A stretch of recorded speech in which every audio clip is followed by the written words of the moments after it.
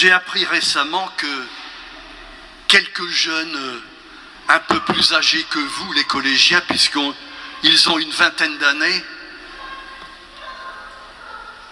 ces quelques jeunes ont formé un groupe, et vous savez le nom qu'ils ont donné à leur groupe?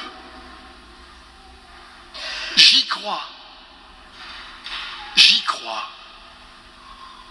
Et avec un nom pareil, j'imagine que ce sont des jeunes pleins d'allant qui ont des idées et des projets plein la tête et qui sont bien décidés à les réaliser. J'y crois. Vous, les collégiens, qui faites votre profession de foi aujourd'hui, vous vous apprêtez à dire « j'y crois », sauf que, vous, à la place du Y de j'y crois, vous donnez un autre nom, quelqu'un que vous avez appris à connaître.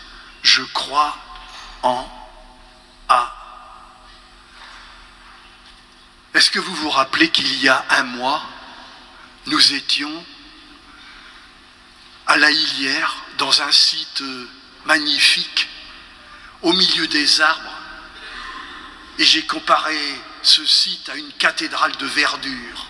Nous avons passé un week-end où nous avons cherché justement en qui, moi, je crois.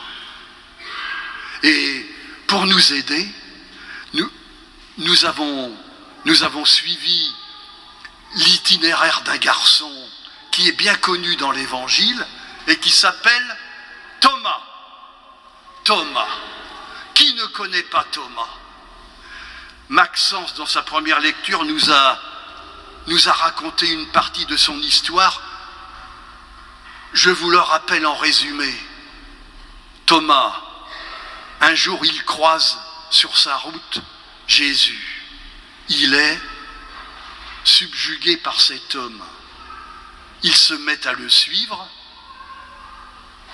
Il le regarde vivre, agir. Il finit par lui dire « Jésus, je crois en toi. » Sauf que, les choses ne se sont pas passées comme il pensait. Et quelque temps après, voilà que Jésus, qui était détesté d'une manière inimaginable par les responsables et les dirigeants de son peuple, Jésus a été arrêté, condamné. Et cet homme a été jusqu'au bout de sa foi. Et vous savez comment il est mort. On le représente dans toutes les églises, crucifié en public.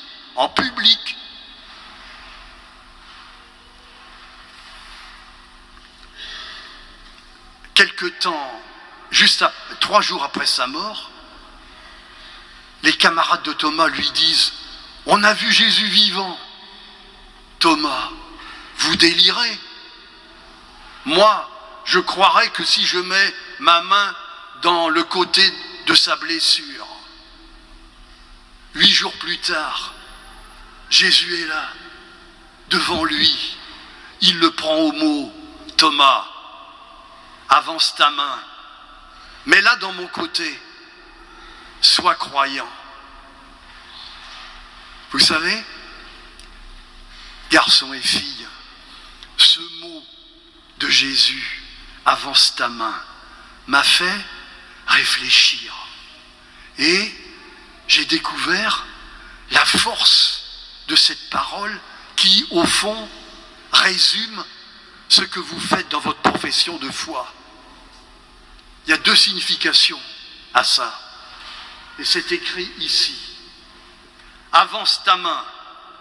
Ça veut dire, premièrement, retire-la de tes poches. Avance ta main. Sois disponible pour l'attendre. Avance ta main. Mets-la dans mon côté, c'est-à-dire, n'aie pas peur de mettre ta main là où les gens ont mal, là où ils souffrent. Cette année, avec les 4e, 3e qu'on appelle le groupe des Spiritines, chaque mois on se rassemble. Et je me souviens d'une soirée où nous avons écouté une fille de 3e qui est déléguée de classe et qui est même déléguée au conseil d'administration de son collège. Elle nous a raconté ce qu'elle faisait là. Et parmi vous, certains ouvraient de grands yeux. Et pour moi, avance ta main, ça signifie ça.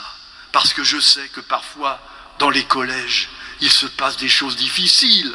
Alors, avance ta main, non. Si, retire-la de ta poche, avance ta main. Et puis, la deuxième signification de avance ta main, c'est ce que nous faisons avec les chrétiens chaque dimanche. Nous apprenons à avancer notre main pour recevoir en elle un petit morceau de pain qui nous donne la force de Jésus. Avance ta main. Léane, Noah, Jeanne, Élise, vous allez le faire pour la première fois, ça. Avance ta main. La parole, elle est pour vous, elle est pour tous. Ça s'apprend. On peut s'encourager à avancer nos mains, à les sortir de nos poches, à les ouvrir aussi le dimanche avec les autres chrétiens. Avance ta main.